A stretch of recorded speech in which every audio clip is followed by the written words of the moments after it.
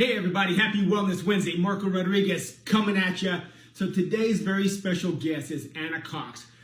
Anna has a very, very unique story in that she was with me, right? You were with me that very first day that when we were first introduced to the whole biohacking movement.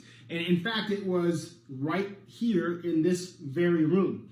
You know, for those of you who don't know our story, for about 4.5 years ago, our dear friend, Patsy Caulfield, she tried to set up a meeting with me to share with us the incredible news about the new scientific breakthroughs associated with the biohacking, NRF1, NRF2 activation. And you know, at the time, I don't know why, but I wouldn't sit down and listen to her.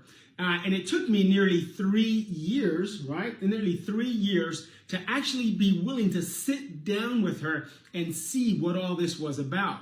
You know, and I remember when Patsy first showed us the information, there wasn't a dry eye in the room, right? I mean, every one of us were just blown away by what we saw. Personally, for me, you know, one of the biggest challenges or the biggest things that really got me emotionally was the fact that during that 3-year period of time, my father had passed away of metastasized prostate cancer. And after hearing Patsy's mother's story about how she had stage 3 colon cancer, and we're not saying that the biohacking cured her. Obviously, we have to follow by FDA guidelines, and we never claim to treat, cure, or mitigate disease. But the fact of the matter is that Patsy's mother did begin a biohacking protocol, and she didn't have any chemo, she didn't have any changes in medication or in diet. And a year later, all the markers were gone. Now, did the biohacking do it or not? I don't know. But it really caught my attention, especially because of the situation with my dad.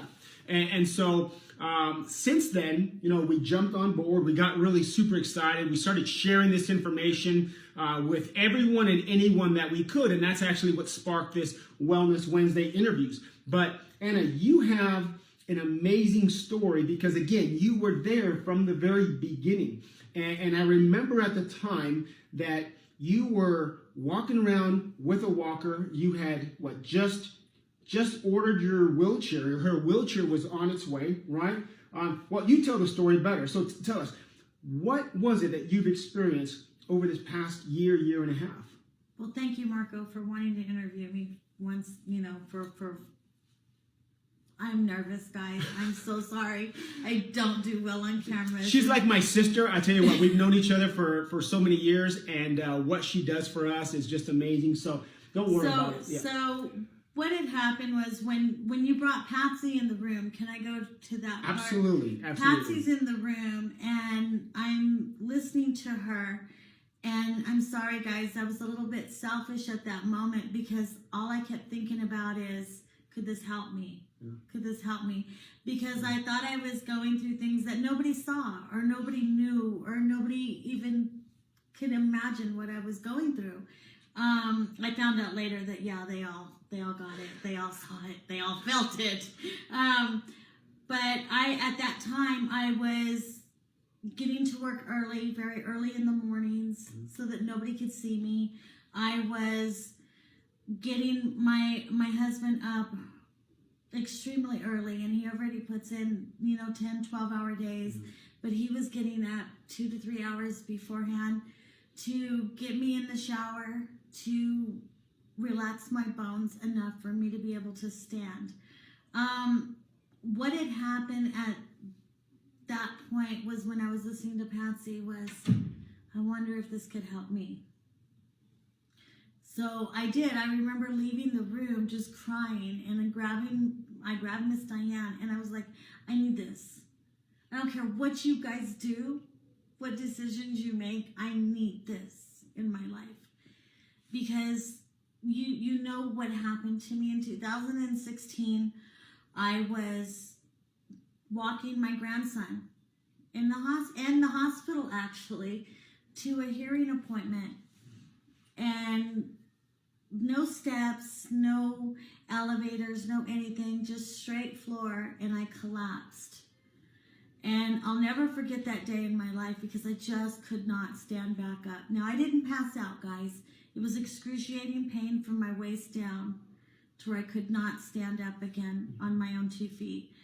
They ended up getting me to the hospital.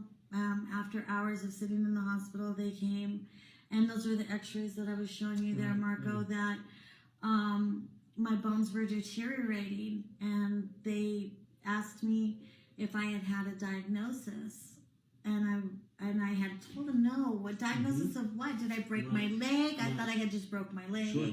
I'm like, okay, you know me, put a cast on me, I gotta go. And got things to do.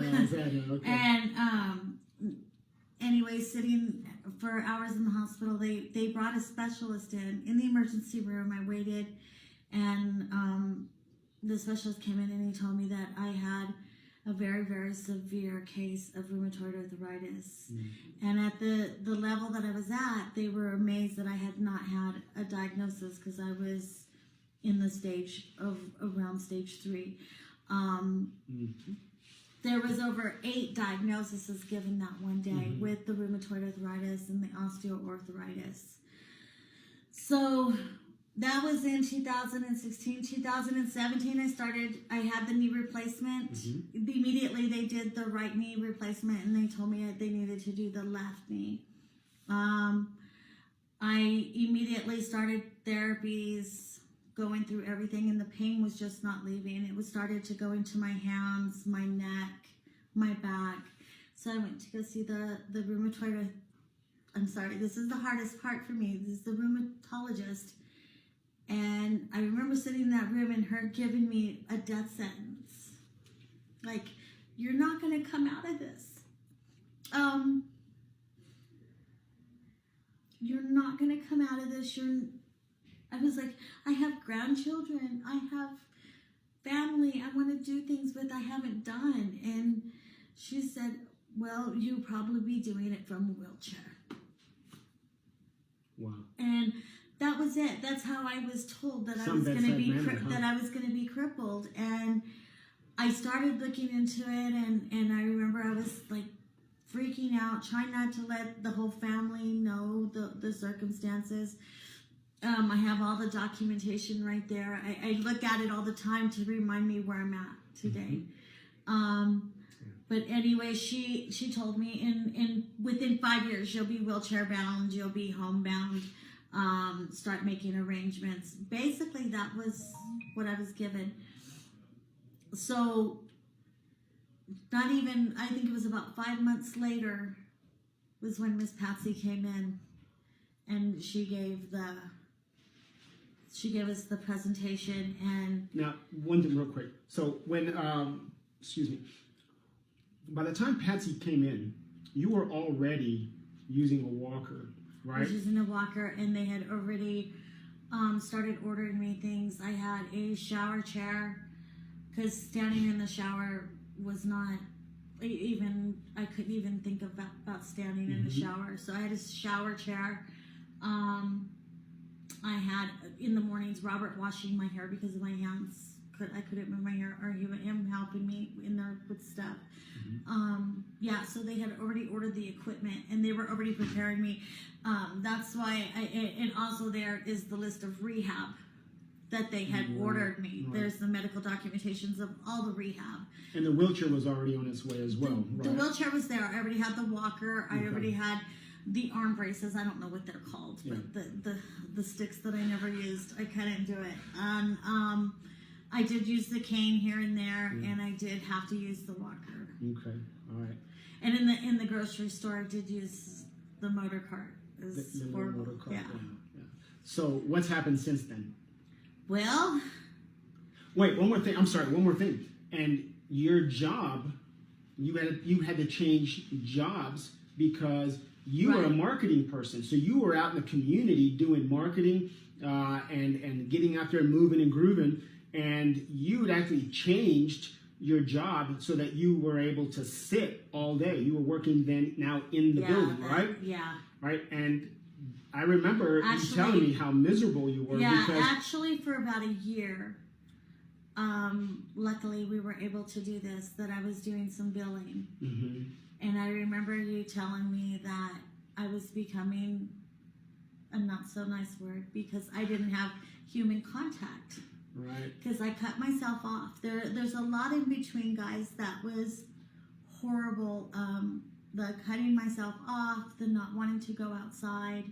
You never seen anybody so happy when they started delivering groceries and all of that. It really made my life really, really easy to so not it affected your mood, your outlook on life, and and that's a big thing. I mean, think about it. If you're generally an active person, and all of a sudden your body starts to break down, and you're unable to do the things that you love to do. You're unable to do the job that you love to do. Unable to engage in the social activities that you were accustomed to.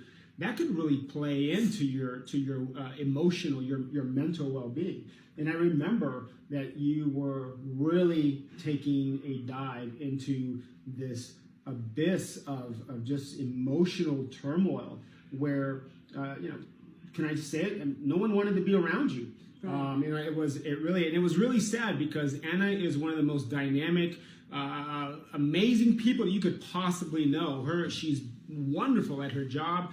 She's really out there. She's a big advocate for the Autism Society. You'll see her every once a month at Adventure Zone for the awesome Sundays. Very, very important, very active in the community. And all of that was gone, right? So, I'm sorry, I didn't mean to interrupt, but I thought it was important for our audience to understand that it's more than just a physical. It really, when the physical goes away, emotionally. And that's what I tell everybody. The anxiety and the depression, guys, I get it. I get the anxiety and the depression from being diagnosed. Yeah. When you're diagnosed with a sentence to where, I wasn't diagnosed with a death sentence. I was diagnosed with the sentence of, you're going to be in hell for the rest of your life because you're not going to be able to move and do what you want to do. Mm-hmm. So that to me was, I don't know what would be better. I don't know. If somebody's telling you, it's worse than death. Yeah. So that was what was really hard for me. So yeah, depression, anxiety, mood swings. I mean, just terrible.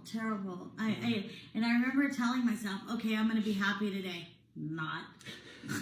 And I had no problem with telling you, not today, guys. Don't do it. And I just knew, and I would sink, or I just wouldn't talk to anybody. Mm-hmm. So after Patsy came in, I think Marco and Miss Diane took a couple days to absorb everything that was going on. Mm-hmm. And I remember he called me and he was like, okay, do you want to start the product? And I was like, yeah, hell yeah. What took you so long, And immediately we ordered the product. We got it. I started taking it. And this is going to sound crazy, guys, but I think it was 3 days. 3 days. We were in a business meeting. We had our little Knights of the Round Table, I call it, here at work. And everybody's here, and we're all working and everything. And we're sitting at the table, and Miss Diane asked me for something, and there was cords all over the floor and everything, and I said, I remember that. I'm sorry, and I said, hold on, I'll be right back, and I stepped over the cords and I went out the door. And I didn't even make it to what I was supposed to go get, because I came back. Every one of us was just, because I could not believe what just happened. I just stepped over these things and all of that. So then Miss Diane was like, so how do you feel today? And I was like, well, I got up this morning and then I was like getting dressed, and then I realized for the first time that I had gotten up and I was able to do it. And she said, I got up this morning, and then she stopped. She says, I got up this morning. And me, being the smart aleck that I am, I said, yeah, we all got up this morning. That's why we're here. Can we get up? And then I got it. So I was a little slower than you were. What just happened? How did that happen? Right? Yeah, and it was like 3 days, guys. I'm not kidding you. And I think what it was is that I was so severe that as it started working, it was little things. When you're that bad and you feel that bad, little things, you feel them, they magnify that make you feel better. Mm. And it just started getting better from there. Mm-hmm. And from there. So then later that year, they had a conference in Anaheim. We went to Anaheim. Right? We had the conference in Anaheim. And I always have my granddaughter for the summer. And of course, we're in Anaheim. She wants to go to Disneyland. And I was like, okay, so this is the test. and Miss Patsy, if you watch this, you're going to die laughing because I kept saying that Miss Patsy kept wanting to know. I think she even had like her own doubts that it was working this well on me. I mean, that's pretty amazing. I mean, it doesn't usually work that fast or that well. We were in Anaheim, and the hotel that we were at was probably about 3/4 of a mile up to the nearest restaurant. So Miss Patsy was like, oh, well, we're just going to walk up to the restaurant. And I was like, okay, well, where's it at? It's at the next light. Well, she knew where the next light was. I didn't. So we're walking, and she's behind me, and I'm like, is this a joke? Is this a joke? Why are we walking so much? Guys, I'm losing my breath, but it wasn't because of my legs. It's because, I don't walk. And so we're going up this path up in Anaheim, and we're going. So finally, I see the restaurant, and she's like, oh, no, I don't want that one. I want the next one. And I was like, yeah, me and you, Patsy, we're gonna do this. We're gonna be rolling right here on the ground. So that day, that evening, after a long day of conferencing, we walked to the restaurant, and then we walked back. Even my granddaughter had told me, Nana, get on your phone and call Uber.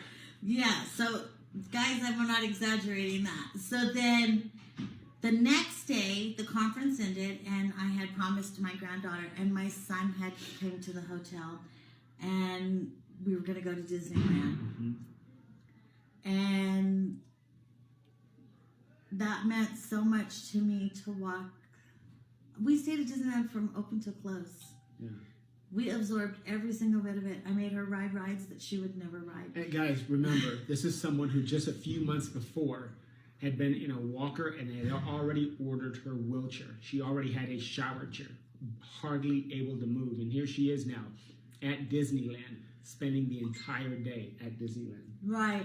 So we had like the whole day there, right? Now, guys, I'm telling you, did I go home and did I hurt? Yes. Did I cramp? Was I laying in the bed just cursing at everything in life? Yes. But you know what? At the same point in time, I was like, I freaking did that. Yeah. So after that, I came home and I went to go see my doctor. I had my follow-up appointment. I went in to go see my doctor, and I'm all happy, right? I'm like, she sent me for my blood work. My white blood cell count, my infection levels were always really crazy high. And I saw everything, and I was like, I remember I called Miss Diana. I was like, come look at these results. This is like crazy, right? So I get to the doctor, and I'm all excited to go into her and everything, and I'm thinking, oh, she's going to grab this paperwork from me, and she's going to go over to the rheumatologist, and she's going to say, look, oh my gosh, we need to know what this is. And she just put me check. Okay, so you don't need to come here anymore? Wow. I'm like, I just walked into your office. I have no walker. I have no cane. I'm like, you gave me a death sentence. And I said, you know what? I'm going to work as hard as I can for the rest of my life that you can't do this to nobody else. Yeah. And that's why I'm kind of here today with you doing this, because I'm scared to death of talking about myself. But people need to know that this is out there. And if we keep it, and we keep it from ourselves, and we keep, just the simple thing of what you said about your dad is you put this off. Yeah. Would it have helped him? We don't know. But I have all my own family members that I'm like, oh my gosh, if I would have had this, they would have made it. Or would I have not been able to walk Disneyland that day or hike in Puerto Vallarta? Okay, all right, so you got to hear this one too. Okay, so a few months after that, in September, so you had started biohacking in April, so this is just a few months later in September of the same year, we all took a trip to Puerto Vallarta. So Anna, there's activities that we did. So Diana and I, we went scuba diving, and then Anna, you wanted to go see the sea lions. Right, so tell us about the sea lion story. Oh, Shauna, I hope you watch this because you're gonna crack up. Sea lions is gonna bring back a lot of memories. But the sea lions, I thought, because we're on this boat and everybody's like picking these little activities, and I'm like, there's a cooking activity. I know I want to do that one, and Patsy was like, we need to do something a little bit more active. So I was like, okay, I'm gonna do the sea lions. And she's like, okay, let's do the sea lions. So I sign up, and I'm thinking sea lions, ocean, sand. We're on an island, and it's pretty tall. Right. The hotel was right at the beachfront. Right. Yeah. It's right at ocean level. Right. Yeah. No. So this is where we took the ship out to, the little boat out to. Yeah. So this island's like huge, right? And I'm thinking, okay, so I'm picking something that I don't have. Minimal duties, right? Right. I'm on vacation. I want minimal. So I get off the thing, and the guy tells me, he's like, what activity did you choose? And I said sea lions, and he's like, okay, see that sign right there that says sea lions? Follow that all the way to the top. And then when you get to the top, you're going to have to come down just a little bit, and then you're going to turn in, and there's the sea lions. I was like, shut your mouth. Shut your mouth, for real. Are you telling me I got to Climb over there. Retract. I'm not doing sea lions. And Patsy, again, you got this. Y'all have to know Thank Patsy. you, Patsy. We really appreciate So she's like, everything you've done. yeah, you got this. So, guys, it wasn't like steps. There was no elevators. There was no escalator. This is pure bona fide jungle island. Dirt. Yeah. Vines to pull yourself up. So I'm having to use like upper core. I'm having to use everything. By the time I got to the sea lion, we had a talk. I said, you better work this. Like, you better do some backflips, take me for a ride, something. And I remember when I got up there, that's when I met Shauna, and everybody was up there, and they were like, when I did get up there. Oh, and Carrie, you were up there when I got up there. Mm-hmm. And I was like, I was crying because I did it. Carrie Williams. Okay, yeah. Good friend Carrie Williams. Absolutely. Yeah. Carrie Williams was up there, and so it was really good. Cool. And you did. How far was that walk? 3.5 miles up and down. 3.5 miles. Okay. 3.5 miles. I hope you're getting this. Right? Yeah, by the time you hiked the whole island and did all of that to get to those sea lions, It was 3.5 miles. And you did it. I did it. You feel great. That day, I felt like I needed oxygen, right. But we all know what that was from. That wasn't from the legs. But what was really, really crazy, because now that was March, 6 months later, 6 months from being on the product. And when I went to the hotel that night, I thought, oh, this is it, right? Mm-hmm. We got back, and they had the little dinner and the little stuff out by the pool. And I told Patsy, I said, I'm probably going to have to skip that. Yeah. And I went in, and I took a shower, and I popped me another Nerf too. I said, you know what, I'm just going to go ahead and take an extra one. Right. And I went out there, and I was out till 11 o'clock that night. Absolutely. And it was like... That. And that's when I started. I had a lot of fun that night, and met some really, really great people. Yeah. So you are no longer stuck in an office doing office work. You're back out to doing driving people crazy. She's back out in the community again, and how is life overall going for you now? It's great. Yeah. I mean, I can't.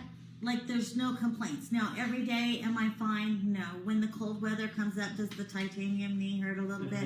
Yeah, there's metal in there. Yeah. But, and I have my days.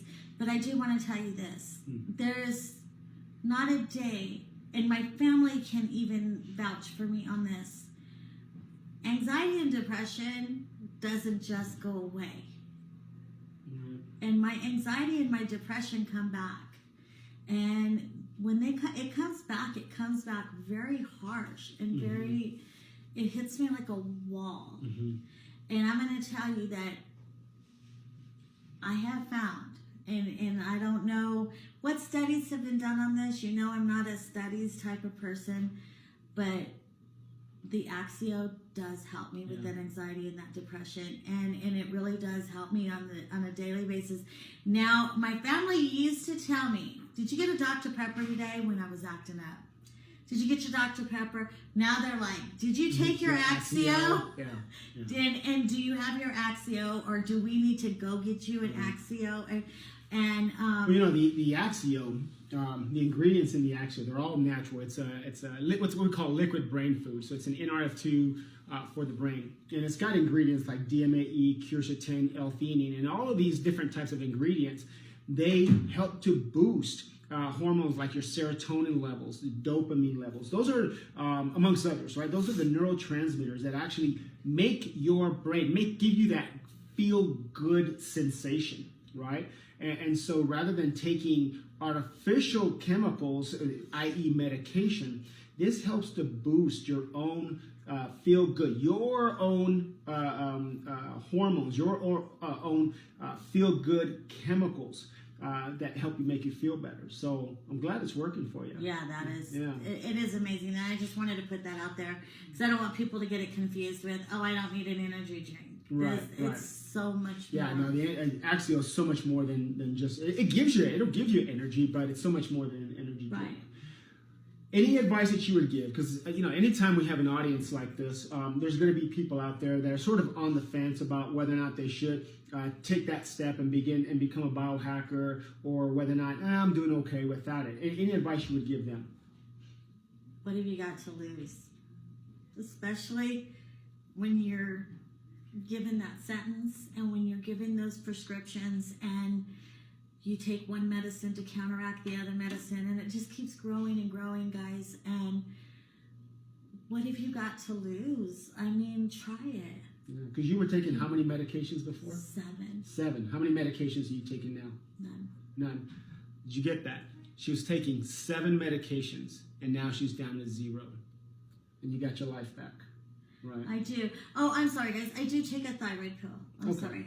I don't want to. I'm not trying to. 7 down to 1. That's still really no, that was 7 just for the diagnosis. Right. I never really counted thyroid because it was so 8, but now I'm down to 1. Okay. But guys, the point is that no, we can't claim to cure, and we can't claim to mitigate. We can't claim any of that.